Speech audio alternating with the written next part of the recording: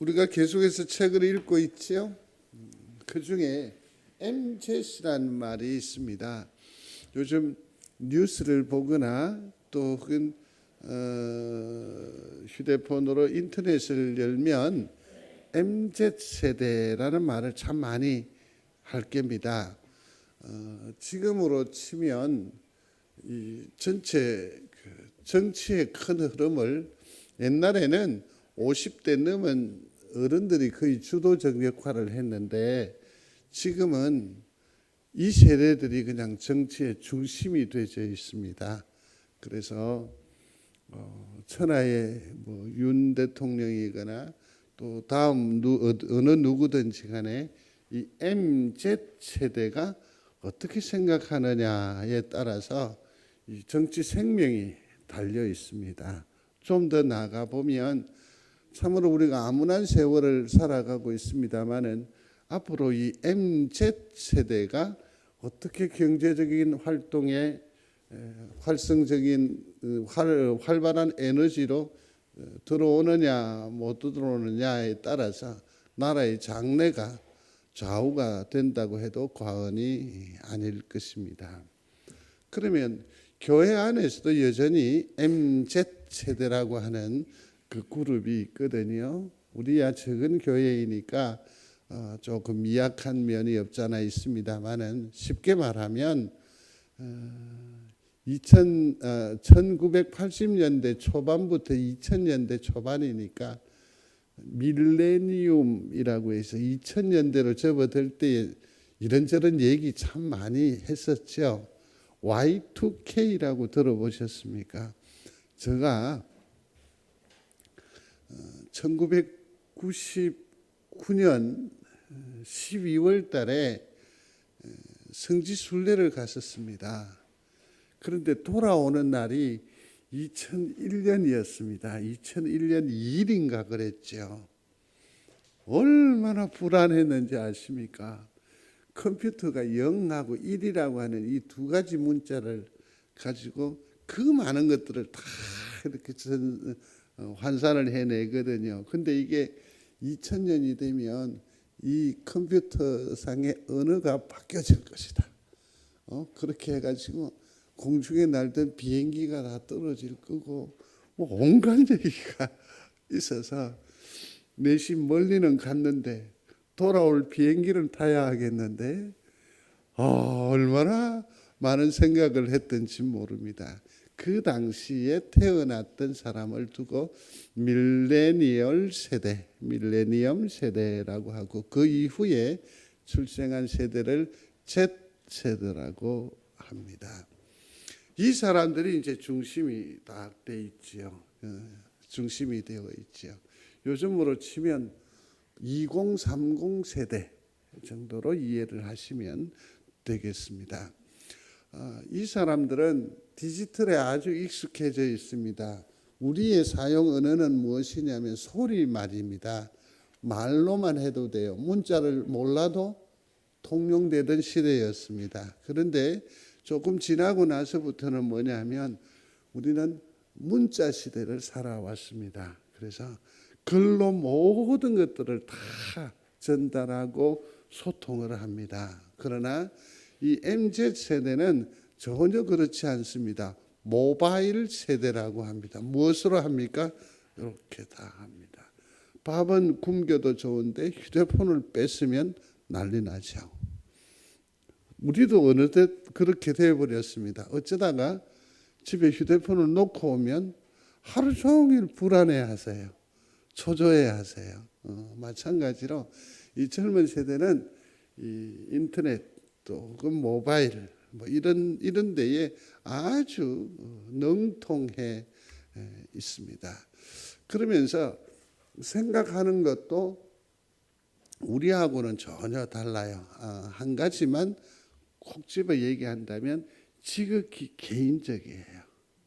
그래서 우리처럼 집단이고 도덕이고 윤리고 이런 면에 있어서는 좀 약해요. 자기들의 개인적인 감성이 아주 중요해요. 그래서 요즘 우리 잘하고 계시죠? 누가 젊은 사람들 얘기하면 말해요? 안 한다 하더라고요. 그냥 꼭 참고 저들이 저러려니 하고 지난다고 그러는데 참 잘하는 것 같습니다. 그러나 교회적으로 한 가지 염려스러운 게 있습니다. 그게 뭐냐면 탈종교화입니다. 이 사람들 눈에 보면 교회는 너무 전통적입니다. 너무너무 고압적 자세입니다. 하나도 변하지 않는 데가 어디입니까? 교회입니다. 자기들의 의견이 전혀 반영되지 않습니다. 오호! 이게 교회지요. 어떤 의미로 봐서 한국에 여러 공동체가 있고 단체가 있는데 가장 폐쇄적인 단체가 교회 공동체입니다. 그 중에서 폐쇄 중에 폐쇄적인 집단이 있다면 목사그룹이에요. 중직자들이 한번 생각을 딱 가지고 있으면 이건 절대로 변하지 않아요. 누가 싫어할까요? MZ세대들이 그래서 교회를 안 와요. 우리는 이렇게 말합니다. 네가 더 열심히 기도하고 회개하고 성령의 자로 살펴가지고 주의 말씀에 이렇게 얘기하는데 가들은 그게 뭔데? 완전히 지금 다른 세대를 우리는 품에 안고 있습니다. 이것을 이제 교회는 어떻게 해야 하느냐 하는 것이 참 문제인데 어쨌거나 그들에게 믿어줘야 됩니다. 그들은 열정이 대단합니다. 여러분 그거 있잖아요. 이 친구들은 열심히 일하고요. 여러 날을 비워서 해외여행을 마음대로 다녀요. 이 사람들은 열심히 일하고요. 자기가 생각했던 것들은 거침없이 도전하고 시도해요. 그런 열정을 교회가 이제 인정을 해줘야 돼요. 믿어줘야 돼요. 기다려줘야 돼요. 그러면서 우리의 삶을 통해서 그럼에도 불구하고 최고의 절대적인 가치는 하나님의 나라라는 사실을 몸으로 이제 보여줘야 돼요. 말했어도 된다? 안 돼요. 안 돼요. 전 세계적으로 장관들 가운데에서 가장 공헌도가 낮은 그런 직함이 있어요. 그게 뭐냐면 교육부 장관이고 경제부 장관들이에요. 그들은 워낙 급변하기 때문에 웬만한 것 가지고 정책을 가지고 국민들의 마음을 사로잡을 수 없는 그런 어려움이 있습니다. 그렇습니다. 이러한 젊은 세대들을 이제 품을 수 있어야 합니다. 누가 품어야 합니까? 어른인 우리가 품어야 합니다. 누가 품어야 합니까? 송정제일교회가 품어야 합니다. 그러지 않으면 죄송합니다. 우리는 10년 내로 소멸되어져 가는 교회일 수밖에 없을 겁니다. 그러므로 사랑하는 성도 여러분, 지금은 눈에 보이지 않지만 이 송정제일교회 적지만 주일학교를 위해서 우리 학생들과 청년들을 위해서 끝없이 기도해 주시기를 바라고, 어쩌다가 교회 얼굴 보이거든 네 얼마 만에 교회 왔노? 그동안 뭐 했노? 말하지 마시고 어쨌든 보듬어 주시고 위로해 주셔서 여전히 하나님 나라의 권속으로 우리와 함께 자라갈 수 있도록 여러분들이 많이 배려해 주셔야 할 줄 압니다. 이처럼 복잡 다난한 세대를 지금 우리가 살아가고 있습니다. 우리는 그럼에도 불구하고 하늘을 공유하며 사는 사람입니다. 하늘을 사는 사람들이라고 정의를 해보겠습니다. 사실은 이 하늘은 땅에서 열립니다. 땅에서 열리는 겁니다. 한번 소리하십시오. 하늘은 땅에서 열립니다. 놀랍게도 하늘은 땅에서 열립니다. 땅에서. 마태복음 4장 17절에 보면 회개하라, 하나님의 나라가 가까이 왔다라고 말하고 있습니다. 한번 읽어보시겠습니까? 회개하라, 하나님의 나라가 가까이 왔다. 그렇습니다. 여러 차례 말씀을 드린 바 있습니다. 이미라고 했습니다. 그러나 아직이라는 용어를 쓰는데 이미 하나님의 나라는 이 땅 위에 임하여 온 줄로 믿으시기를 바랍니다. 하나님의 나라는 이미 이 땅 위에서 이루어져 있습니다. 그래서 우리는 이 땅 위에서 삶을 사는 거지만 천국을 미리 맛본 사람이고 천국의 사고방식과 천국의 윤리와 천국의 도덕률을 가지고 이 땅 위의 삶을 사는 겁니다. 그래서 믿는 사람은 세상과 달라도 많이 다르다는 겁니다. 근데 자꾸 생각은 하늘의 시민권을 가지고 있고 하나님의 백성으로서의 그 존재감을 가지면서 항상 비교는 뭘 하냐면 땅의 것으로 비교를 하죠. 이제는 여기에서 죄송합니다. 뛰어넘으셔야 됩니다. 이 땅을 비록 발을 이 땅에 발 딛고 삶을 살지만 우리는 우리의 시민권이 어디에 있다? 하늘에 있다. 소소한 것에 목숨 걸지 말아야 한다는 거지요. 그래서 우리가 이 땅에 살다가 죽은 후에 나중에는 하나님의 나라를 얻게 되고 그때는 뭔가 모르게 좀 풍성이 되는 것이 아닌가? 아닙니다. 성경을 우리가 좀 더 정신을 차리고 예스럽게 살펴보면 그때 가서 하나님의 나라에서 무언가가 이루어지는 것이 아니라 이미 이 땅에서 우리는 하나님의 백성이 되었고 이 땅에서도 충분히 하나님의 나라의 삶을 살아갈 수 있다라는 얘기입니다. 그래서 하늘은 어디에서부터 시작한다? 땅에서부터 시작한다. 열린다라는 얘기입니다. 놀랍습니다. 우리 중에도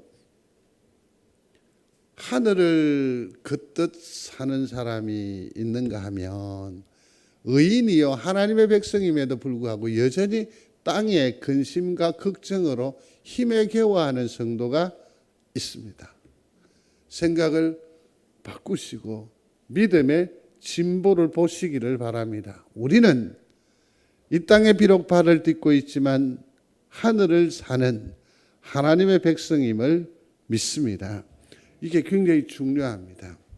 그래서 오늘 산상수훈을 보실 건데 산에서 말씀을 하셨죠. 여기서 예수님께서 산에 올라가셨다라는 이것은 우리에게 시각적으로 좀 많은 교훈을 주세요. 그게 뭐냐면 하나님의 임재를 좀 더 어떻게 해요?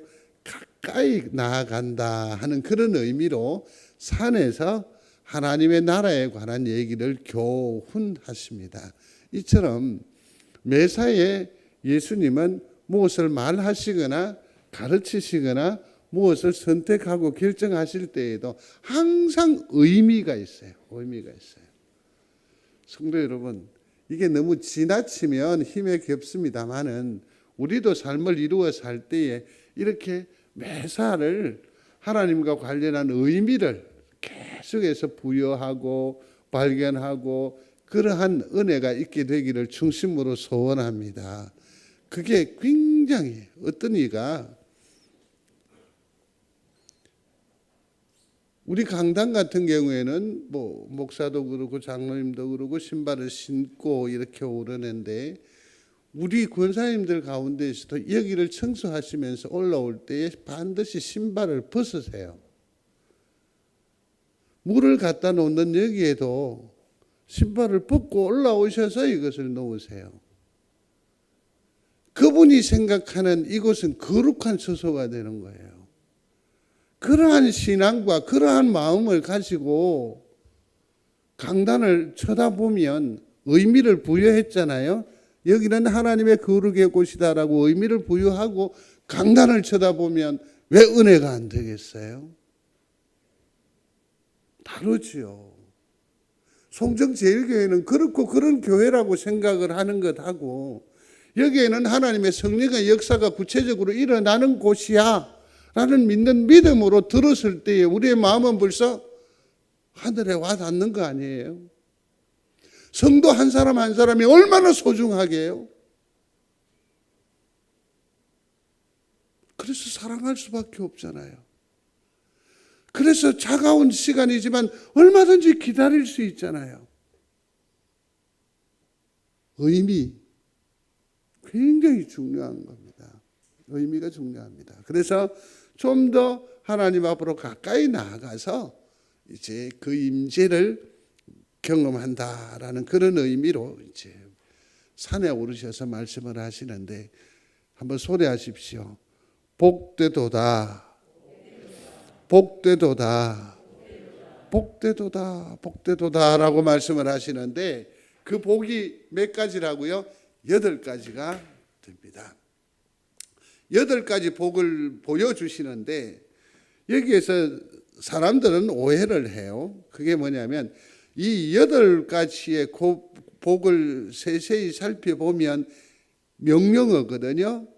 그래서 보면 애통하는 자, 애통하여라. 내지는 슬퍼하여라.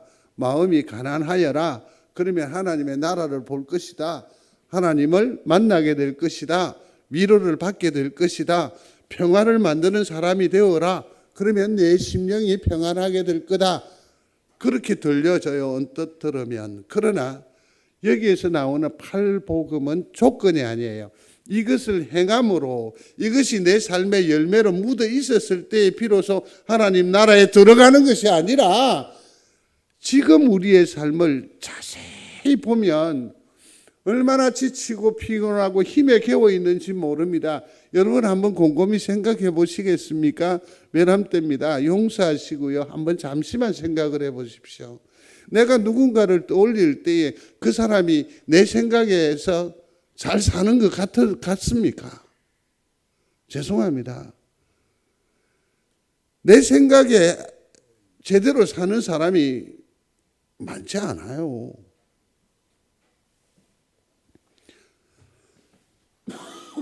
최소한 내 정도는 돼야 된다라고 생각하는 거예요. 그렇지 않습니다. 그러한 조건으로 이 땅 위의 삶을 우리가 사람을 평가하고 나라를 평가하면 이건 굉장히 심각해지거든요. 심각해지는 거예요. 그러나 좀 더 우리가 신앙적 측면으로 성도와 성도가 주목해 살펴보시면 좋겠어요. 도저히 내 기준으로는 턱없이 모자라는데 용서하십시오. 참으로 찌질이궁상인데 그분이 좀 더 자세히 보면 하늘을 쳐다본다니까. 미치고 환장할 노릇인데 그분이 웃고 있다니까.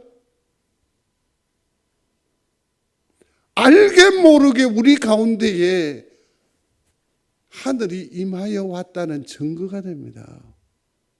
이 땅의 기준으로 하면 어떻게 그 사람이 웃을 수 있어요? 미친 사람이지. 이 땅의 조건으로 그 사람이 하늘을 쳐다본다고 정신없는 친구 아니야? 아니요. 우리 속에는 이미 하나님의 나라와 역사하시는 성령께서 내주하여 계심을 믿는 여러분들이 되시기를 바랍니다. 그래서 똑같이 꿈꾸고 또 도전하고 또 일어나고 또 버티고 또 견디는 거예요. 굉장히 소중한 인격이고 소중한 가치를 지니고 있는 우리 사람들, 우리 성도들이란 말이에요.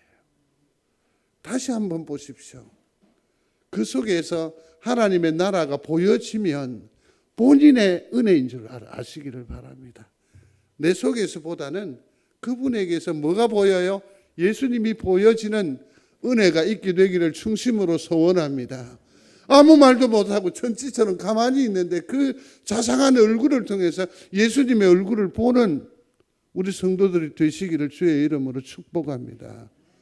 세상에 많은 것 얻으면 못합니까? 인격이 인격을 무시하고 인격이 존중을 못하고 그 배워서 못합니까? 많은 것 얻어서 못합니까? 내가 신앙의 높은 곳에 올랐음에도 불구하고 여전히 기도가 필요한 사람으로 본다고 한다면 그 신앙이 무슨 의미가 있어요? 내가 기쁨에 왔으면 부족하더라도 어떻게 해요? 하나님께서 사랑하시는 줄 알아서 보듬고 또 위로하고 또 함께 손잡고 함께 가는 이 기쁨이 아시잖아요. 얼마나 커요. 사랑하는 성도 여러분, 용서하시고 들으시기를 바랍니다. 예수 제대로 믿읍시다. 정말 필요합니다. 그래서 이건 조건이 아니고 자연스럽게 내 속에서 묻어나오는 하나님의 백성으로서의 모습이다라는 것이지요. 그 다음에 또 이거는 이렇게 해야지, 저렇게 해야지, 다짐하고 그런다고 해서 되는 게 아니고,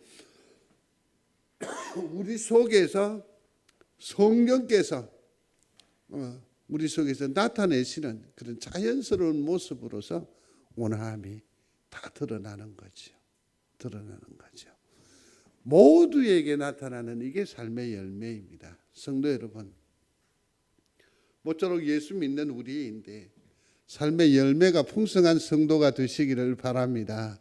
근데 언뜻 열매 그러면 단박에 생각 떠올리는 게 거봉이야.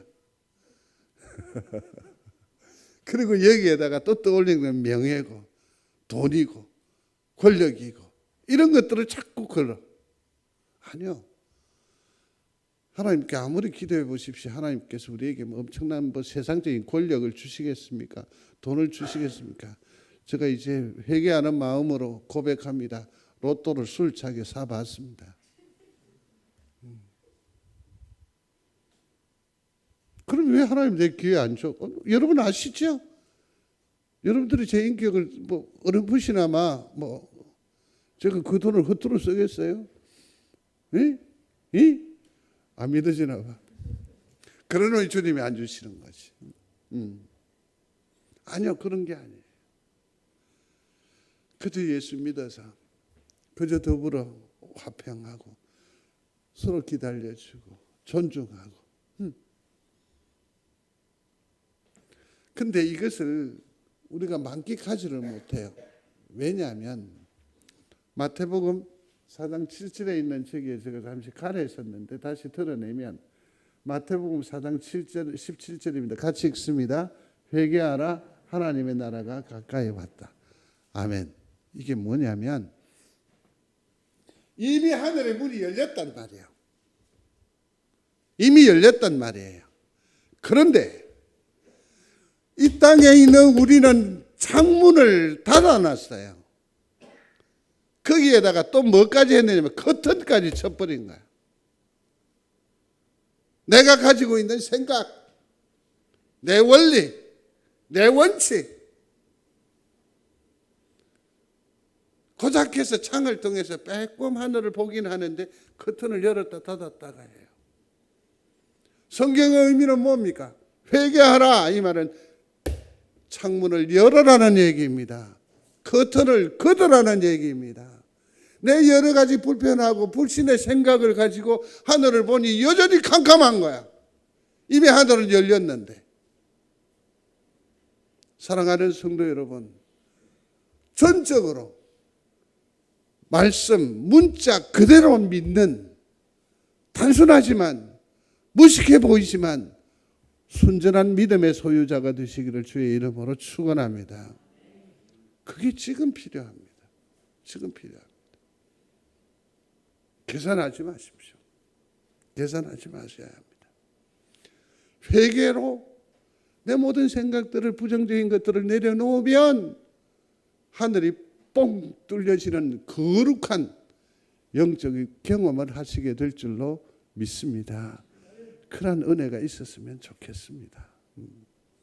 8가지 복 중에 오늘은 그 앞부분에 있는 4가지만 간단하게 생각을 합니다. 읽겠습니다. 마음이 가난한 사람들은 하늘나라가 그들의 것이죠. 아멘. 여기서 마음이 가난하다라는 것은 뭐냐면 물질적인 어떤 것으로 말미암아 상처받았거나 정신적으로 약함이 있다거나 그런 의미의 마음 가난함은 아닙니다. 여기서 마음 가난이라고 하는 것은 하나님 나라에 들어갈 때의 모든 사람들이 경험하는 그런 마음입니다. 여러분 생각해 보십시오. 하나님의 나라를 내가 지금 들어가요. 우리 중에 그 어느 누구도 할렐루야 그러면서 문을 쑥 들어설 사람이 많지 않을 것 같아요. 이 땅에 우리가 의인이면서 이 땅에 살면서 늘 울잖아요. 내가 하나님 나라에 들어간다는 게 상상이나 됩니까?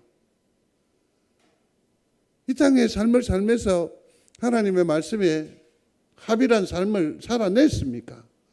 그러니까 그저 미안 기도하고 또 다른 한편으로 뭡니까? 감사하는 마음이죠. 이러한 마음의 상태를 뭐라고 말하느냐면 영적인 파산 상태라고 하는 겁니다. 이러한 마음 씀씀이가 있는 사람은 지금은 눈에 눈물이 거득하고 그렁그렁 할지라도 하나님 나라에 당당히 입성할 수 있는 조건을 갖추고 있는 사람입니다. 이런 얘기죠. 내가 재앙이 있겠구나. 내가 죽게 되겠구나. 나는 입술이 더러운 사람인데. 우시야 왕 때에 이사야가 성전에서 하나님을 만났었단 말이에요.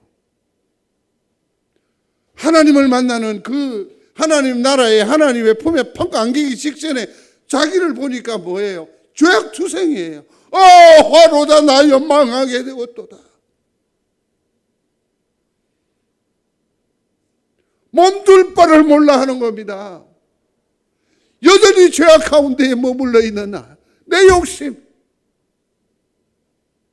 그러면서 그냥 자지러지는 거예요. 이게 바로 마음 가난함입니다.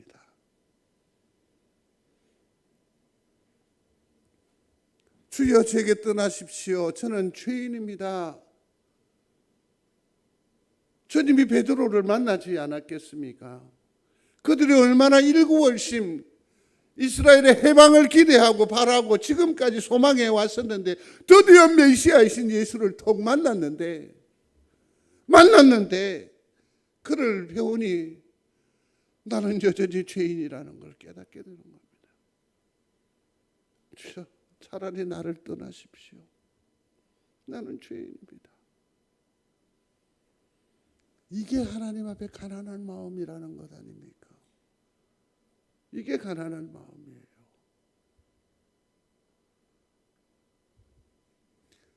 사도 바울은 고백합니다. 내게 유익하던 것들을 나는 그리스도 때문에 다 해로운 것으로 여깁니다. 내가 가지고 있던 지식적인 또 어떤 그 확신, 결정들 다 내려놓는다. 그래서 완전히 비워버리는 텅 빈 가슴을 스스로 만드는 것. 이게 바로 가난한 마음입니다. 이러한 마음의 소유자는 기필코 지금 이 땅 위에 발을 딛고 삶을 살지만 하나님의 나라를 소유하게 돼요. 웃을 수 있습니다. 사랑할 수 있습니다. 용서할 수 있습니다. 더불어 노래할 수 있습니다. 노래할 수 있습니다. 두 번째로 생각해 볼 수 있는 것은 뭐냐면 애통하는 겁니다. 슬퍼하는 그 사람들이죠. 같이 읽겠습니다. 복되도다 슬퍼하는 사람들은 그들에게 위로가 있을 것이라. 아멘. 슬퍼한다. 세상은 이것을 복이라고 말하지 않더이다. 슬퍼하는데 우는데 그게 무슨 복이래? 그러나 오늘 산상수훈에서 예수 그리스도는 하늘의 하나님 나라를 우리에게 소개하면서 말합니다. 복되도다. 복되도다. 우리는 슬픔에 겨워 있는데 그러면 이 사람이 왜 슬퍼하느냐? 자신의 죄에 대해서 슬퍼하는 겁니다. 자신의 죄에 대해서 슬퍼하는 거죠. 사랑하는 성도 여러분, 어찌든지 한번 버텨보는 것 아닙니까? 어찌든지 견뎌보는 거 아닙니까? 그게 뭡니까? 철저하게 하나님이 내려놓으라 하거든. 주님께서 포기하라 하는 것도 어쨌든 굶어지는 거 아니에요? 마지막 보루는 내 자존심이고 이거 아니면 안 되는 거 여러분 많이 있잖아요. 이사야가 하루다 나요. 망하게 되었도다. 주님 그러면 좀 진작에 얘기하시죠. 왜 주님 얘기 안 하셨어요? 그러나 지금 우리가 지고 있는 게 얼마나 많은지 아세요? 우리가 가난하다고요? 우리가 모자라는 사람이라고요? 저는 그렇게 생각하지 않습니다. 놀랍게도 우리는 엄청나게 많은 것을 가지고 있습니다. 그래서 열에서 치고 있습니다. 자존심도 생활의 라이프 스타일도 전부 다 치고 있습니다. 여러분 말씀으로 장롱을 한번 바꿔봤습니까? 교회적 사역을 위해서 창문을 여달아 보신 적이 있습니까? 철저하게 누구 중심입니까? 내 생각, 내 것만 딱 그렇게 했죠. 아닙니다. 이 모든 것들이 하나님께로 나아가는 데 장애가 되고 걸림돌이 된다고 한다면 그건 죄된 것 아닐까요? 회개의 영을 체험하는 여러분들이 되시기를 중심으로 소원합니다. 호기 삶을 이루어 살다가 하나님이 이건가요? 내가 마지막으로 부여잡고 있는 게 이건가요? 주님이 아닌데 이건가요? 혹 생각이 오거든 과감하게 회개 내려놓는 시도를 오늘도 해보십시오. 이게 말씀을 우리에게 주신 당면한 이유일 겁니다. 우리로 하여금 예수 믿는 이유가 될 수도 있을 것입니다. 그러면 놀랍게도 놓아버리면 전부 다 부서질 것 같고 아무것도 안 될 것 같은데 체험이 있으시기를 바랍니다. 놀랍게도 우뚝 서게 돼요. 무너지고 깨어질 것 같은데 우뚝 서 있게 된 나를 보게 된다는 거죠. 그게 뭐냐면 바로 십자가의 능력이라는 겁니다. 이를 체험할 수 있게 되기를 중심으로 소원합니다. 나눠서는 안 돼. 그러나 그게 가능해. 이번 주 화요일에 그 회의가 있었잖아요. 남부산 남로의 주일학교 연합회. 그래서 김성훈 장로님이 목사님 옆에 있는 땅 저거 되게 좋던데요. 저게 얼마나 됩니까? 150세평 정도 된. 그럼 목사님 기도는 해보신 거네요. 그래요. 그랬더니 얼마나 합니까? 이제 좀 부풀려 갖고 요 앞에는 2,400하고 여기는 한 2,000에서 뭐 호가는 2천만 원인데 그 뭡니까?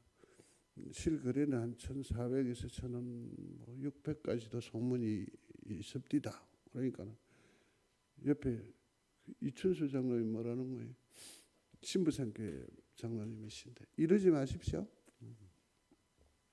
그러면 목사님 기도 한번 해보시지요. 뭘요? 뭐 교회가 한 10억 정도 헌금하고 뭐 한 20억 정도 대출 받아가 저거 하면 그냥 뭐 하는 거죠. 그래서 내가 돈이 없어 이랬더니 하나님 말하시면 하는 거죠. 모르겠어요. 나는 하나님이 한 번도 내보고 땅 사라고 얘기해 본 적 없다고. 그런 것으로 하나님의 뜻 운운하지 마십시오. 죄송합니다. 그런 것으로 운운하지 마십시오. 송정제일교회가 뭐 땅 장사를 합니까? 내 심령에 내가 의지하는 뭔가 그런 것에 대한 주님의 노크가 있거든. 이것을 딱 잡고 하나님 앞에 그냥 내어놓고 시도해 보십시오. 내 삶이 십자가로 말미암아 견고해짐을 체험하는 은혜가 있을 줄로 믿습니다. 그게 중요합니다. 과감하게 돌아놓으십시오. 과감하게 돌아서십시오. 이게 바로 하나님의 위로를 드리는 방법입니다. 방법입니다.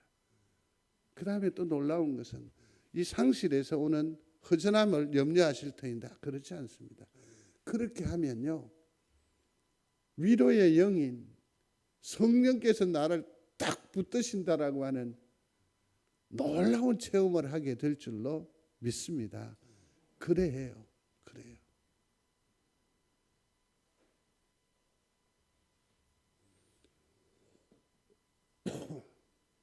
세 번째는 같이 읽겠습니다. 잘 안 보일 수 있는데 네, 되겠습니다. 읽겠습니다. 복되도다 온유한 사람들은 그들은 땅을 유업으로 받을 것이다. 아멘. 땅을 유업으로 받으려면 온유해서 안 돼. 영악해야 돼. 보는 눈이 좀 있어야죠. 그렇죠? 이거 할까요? 우리가 온유해가 땅을 얻을까요? 하나님 그거 아닌 것 같아요. 많은 눈물이 있습니다. 통곡과 슬픔이 있습니다. 그러면 이런 사람들이 가지는 공통적인 게 있습니다. 그러한 마음에 이러한 눈물을 많이 흘리는 사람들, 마음이 가난한 사람들의 공통적인 미 뭐냐면 그 사람의 마음은 온유하다는 겁니다. 많이 울었기 때문에 정화가 된 겁니다. 많이 슬퍼했기 때문에 조심스러운 겁니다. 그러니 뭐 합니까? 부드러울 수밖에 없는 거죠. 부드러울 수밖에 없죠. 많이 울어보지 않은 사람, 눈물 젖은 빵의 맛을 모르는 사람은 좀에서 이해가 되지 않을 겁니다. 모세를 두고서 이렇게 말합니다. 이 사람 모세는 온유함이 지면의 모든 사람보다 성하니라. 이해가 언뜻 되시는지요? 그가 애굽의 바로의 왕자로 있었을 때는 혈기를 가지고 다스렸던 사람입니다. 그는 바로 궁에 엄청난 어떤 백그라운드가 있기 때문에 굉장히 거칠었습니다. 그냥 뭐 쭉쭉 나아갔던 사람입니다. 그런데 왜 하나님께서 모세를 두고서 이 사람보다 지면의 모든 사람보다 온유하다라고 얘기했을까? 뒤에 보면 알 수 있습니다. 모세는 그 생을 이루어 나가는 중에 보면 자기의 생각, 자기의 주장, 자기의 계획, 자기의 이것보다는 나중에 그의 인생을 보면 하나님의 뜻에 온전히 순종합니다. 자기 마음에 안 드는 것 있었어요. 왜 인구 조사할 때도 보면 다윗은 계획이 있는 사람이고 야망이 있는 사람이에요. 그럼에도 불구하고 그 인생 말미를 보면 철저하게 하나님 앞에 순종하는 모습을 보입니다. 온유한 거예요. 하나님의 주권을 인정하는 거예요. 만왕의 왕이라고 남방의 왕들이 와서 인사를 하고 모든 사람들이 다윗에 대해서 칭송할 때에도 자기는 스스로 나는 작은 사람이라고, 자기는 누구를 만왕의 왕은 진정 왕은 누구다? 하나님이시라고 높임이 있는 사람, 겸손한 사람이었다라는 얘기입니다. 자기의 뜻을 주장하려 하지 않았습니다. 누구의 뜻을 쫓았습니까? 하나님의 뜻을 쫓았습니다. 하나님께서 움직이시는 대로 순종한 사람이 바로 모세였습니다. 사랑하는 성도 여러분, 내 주권 나를 내려놓고 하나님께서 운전해 가시는 온유한 심령이 되시기를 중심으로 소원합니다. 그 사람이 잘 사는 사람입니다. 자기 똑똑함으로 사는 게 아니고. 이건 다 누구의 마음입니까? 예수의 마음은. 내 마음은 온유하고 겸손하니 예수의 마음이 되는 거죠. 그러므로 승리하는 우리 귀한 성도가 되시기를 바랍니다. 예수님 스스로도 보십시오. 오히려 자기를 비워 종의 행체를 가지사 사람들과 같이 되셨고 사람의 모양으로 나타나 자기를 낮추시고 죽기까지 뭐 했다? 복종했다. 철저하게 하나님에게 순종했다라는 거죠.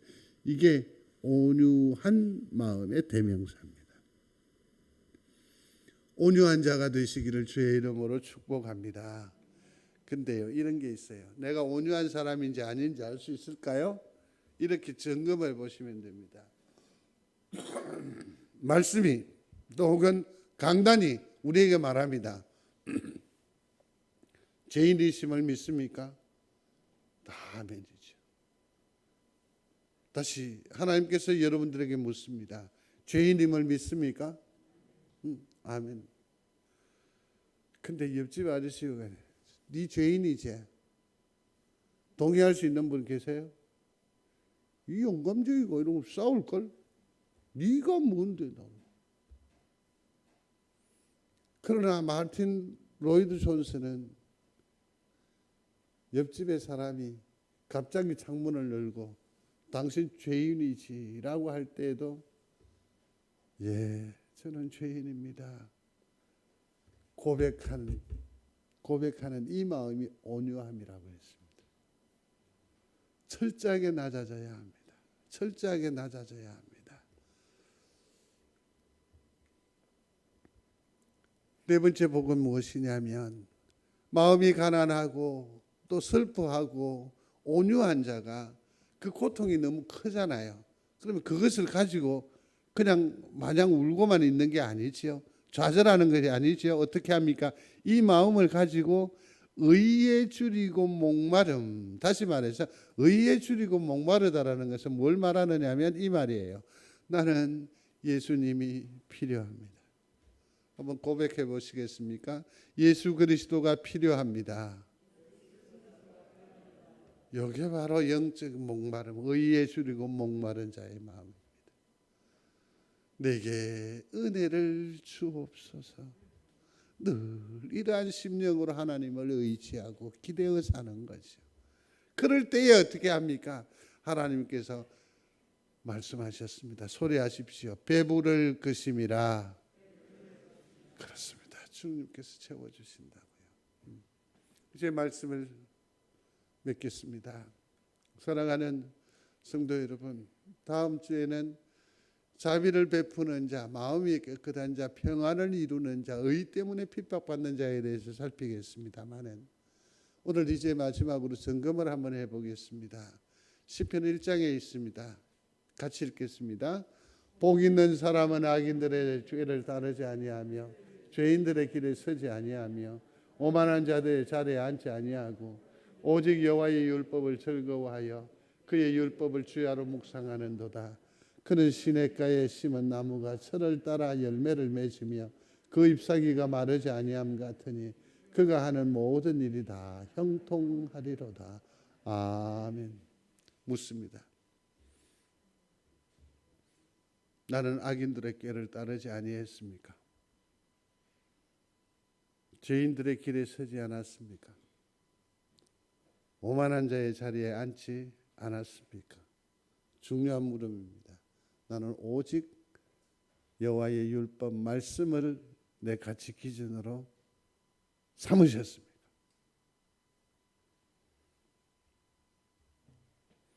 우리 중에 복 받은 사람이, 복자라고 말할 수 있는 사람이 없어요.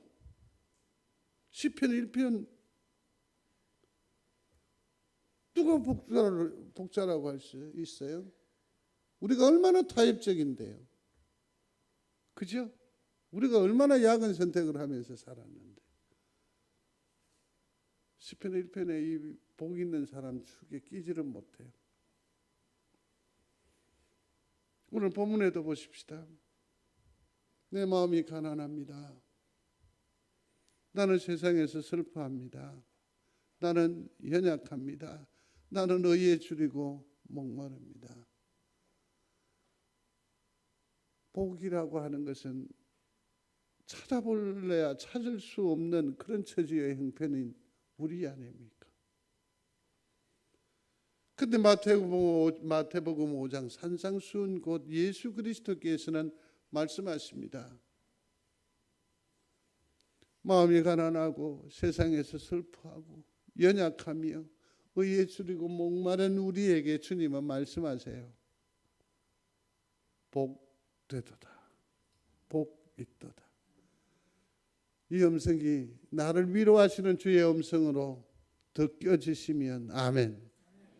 그렇습니다. 우리는 하나님 앞에 매우 소중한 자입니다. 아름다운 자입니다. 귀한 자입니다. 주님이 우리에게 이름을 줬어. 뭐라고? 복자라고.